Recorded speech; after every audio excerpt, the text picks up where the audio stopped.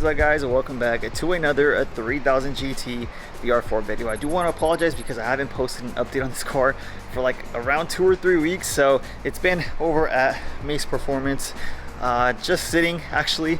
I've been having this extended oil pan that I've been wanting to do for a while, and we're going to be focusing on that today to hopefully be able to take the car back home. Now we do have the 3000 GT on the lift. We're going to go ahead and basically remove all this and replace the old dented oil pan that you guys see here. It is highly recommended if you see some slight dentures on your oil pan, just because you don't want catastrophic failure happening to your engine due to oil starvation.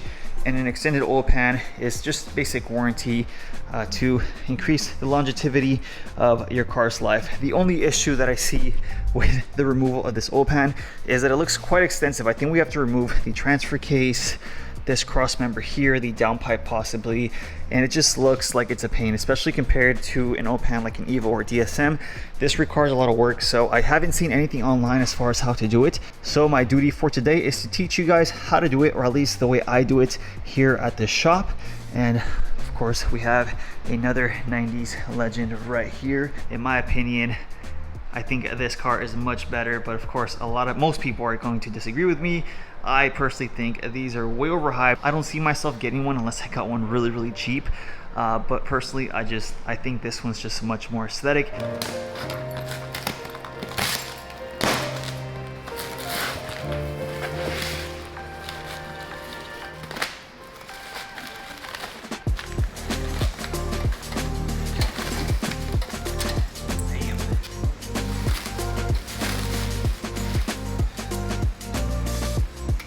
What is an OEM oil pan that has been welded and powder coated to make it an extended oil pan, as you guys can see. So it's pretty nice.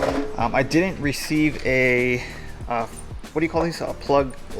Oil drain plug. Yeah, so luckily Aaron at Mace Performance has one here for us to use. And of course, you're also going to need 2 new gaskets for the oil return line. So as you guys can see here, I did grab these from STM, and I'll try to find them and link them for you guys as well. So if you're trying to do this, you could find this on the Facebook groups. There's a couple guys that sell these, and I think I paid like $350 shipped for this one, if I recall. I have to look again, but it was in the 300 range, and these were pretty cheap to acquire. So let's go ahead and start the disassembly process with the VR4, and I'll let you guys know from 1 to 10 how difficult it is to do.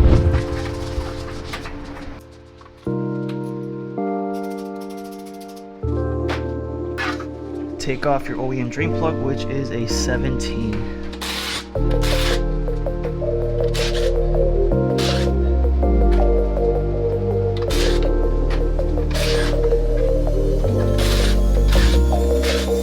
So for the driver's side, you're gonna have a cross member, as you guys can see. 1 bolt here, 1 bolt here, 2 bolts in the back, and 2 more bolts in the middle on this side. So as you guys can see, 2 more here, and the other 2 should be somewhere back there. For this one, it's a little bit weird.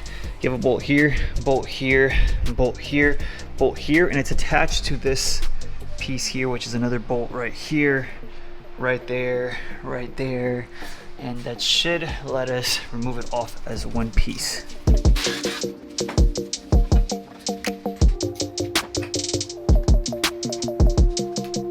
Removed the transfer case drain plug, which is also a 17. Once it leaks out, I'm going to go ahead and start moving over to the downpipe removal.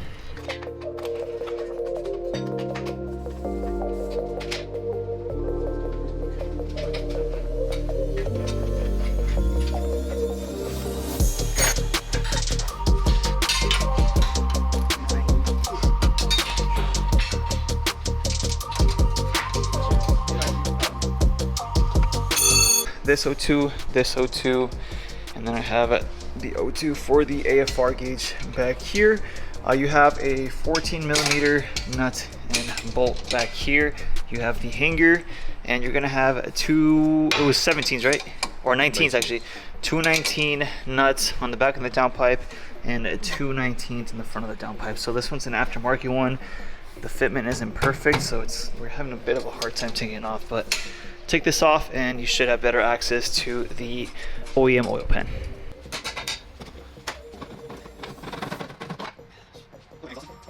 Removing both wheels on both sides, take off the axle nuts, and then Aaron mentioned to start removing the transfer case bolts. So let me show you guys a quick reference point. We have a bolt right here, bolt up there, bolt here, bolt right here, bolt right there from what I can see.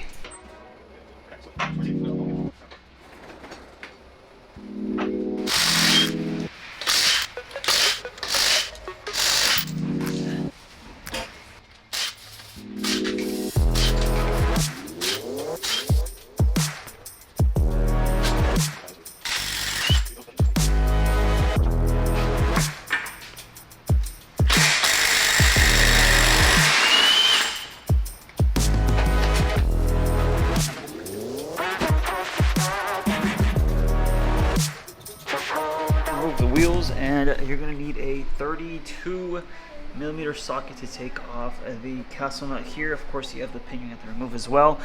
We went ahead and removed the transfer case bolt, one right here, one right here, one right here, one up there.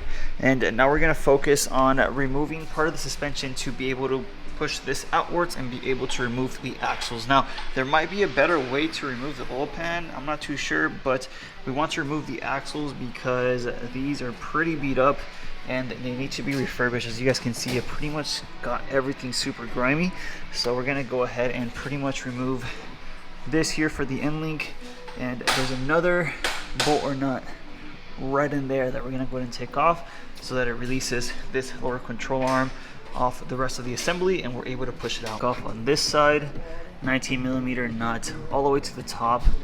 We're ready to drop the car. As far as complexity and difficulty of the job thus far, I'm already like around a 6.5 to 7. It's something that you would either take a whole weekend to do because it's a lot of stuff you have to remove and you just have to kind of memorize, and I don't know, it's just a lot of work. I would honestly just rather bring it to Mace Performance, leave it here for a day, let Aaron tackle it, and not have to worry about doing all this. But of course, I'm doing it for content purposes and just for myself to learn how to work on this car properly. So I do plan on basically cleaning all of this off with that machine you guys see over there in the corner, just to make sure that everything looks nice and pretty. I still have to go ahead and drop off the axles at the repair facility to get them rebooted, and of course I'm most likely thinking of making this a 2-part video because it's just a lot of stuff going on, and at least for my visual learners, you guys would kind of have an idea on how difficult this job could be. All you're trying to do right now is just pop out the lower control arm from... You're supposed to basically jolt, just a hard jolt against this knuckle. Yeah. And it'll pop the ball joint. Pop that down.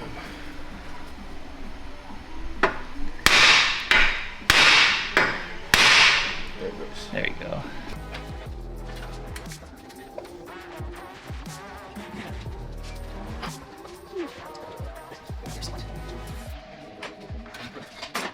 Axles are off on both sides. Look how bad this is. Like, they're long overdue. And I remember when I barely got the car, it was already like that, but it just makes everything just super messy and just disgusting. So hopefully after everything's clean and everything is just put back together, it's a lot easier to work on, a lot easier to touch. Start focusing on the removal of the starter and this little plate we see here. So I see 2 bolts here. Let me figure it out and I'll let you guys know. Bam! Starter's off. 214mm. So you guys can see one right here, one on that side right there. And of course you have this little guy right here for the power. If your battery is connected, just make sure it's not making any type of metal contact, or just go ahead and disconnect your battery for safety purposes. Okay, starter plate is off. 2 17s up top, 2 14s on the bottom. After the starter plate, we are ready to pry off the transfer case. Just be careful. Aaron went ahead and put this strap here so the drive shaft goes ahead and hangs there. We're gonna go ahead and use this little guy over here to kind of hold it up while we remove it, and then from there we should have actual access to the oil pan finally. Oh, I forgot about the oil return lines on both sides as well.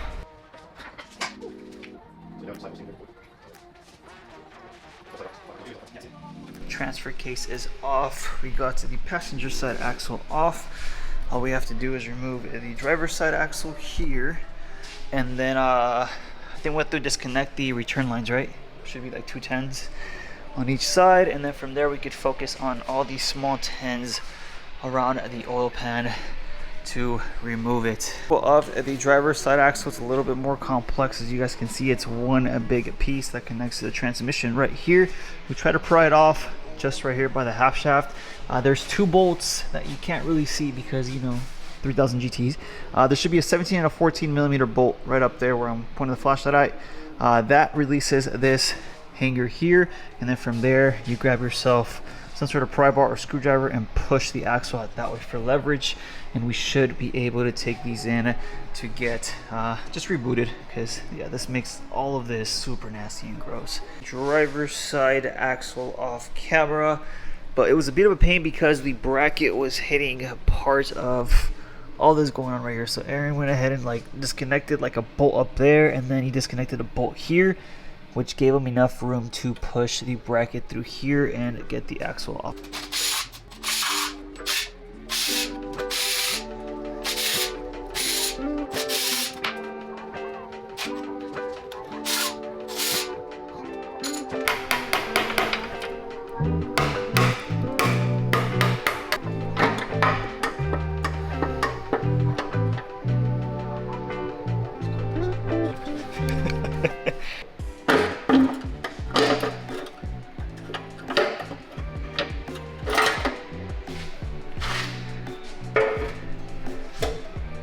What do you think of the block?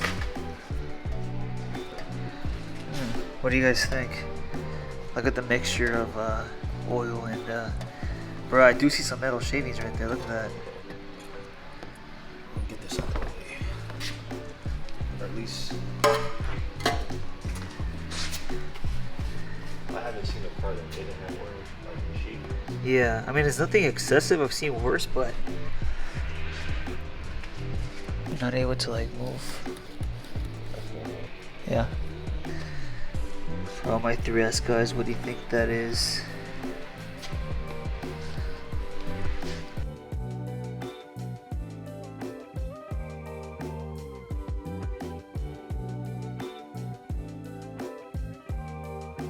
Well, there you guys have it. We have all the parts that had to be removed to have access to an oil pan. So these are gonna have to get rebooted, so I'm gonna take those in today to have ready for the following video, where we go ahead and finish installing the extended oil pan. So as you guys can see, I'm gonna show you guys the differences between both. Here's the side view profile. They sit at the same level. The only difference is internal here. As you guys can kind of see how it's laid out in each. I do have a question concerning all this here, if you guys know what's going on there. But of course the video is taking too long to be able to install everything back on. So stay tuned for the part 2, where we go ahead and put everything back in reverse order and get this thing back on the streets. Anyways, hope you guys enjoyed the quick tutorial. If you guys have any suggestions or comments, let me know in the comment section below. Otherwise, I'll go ahead and let you guys go here. Make sure you like, comment, subscribe, and I'll see you on the next one.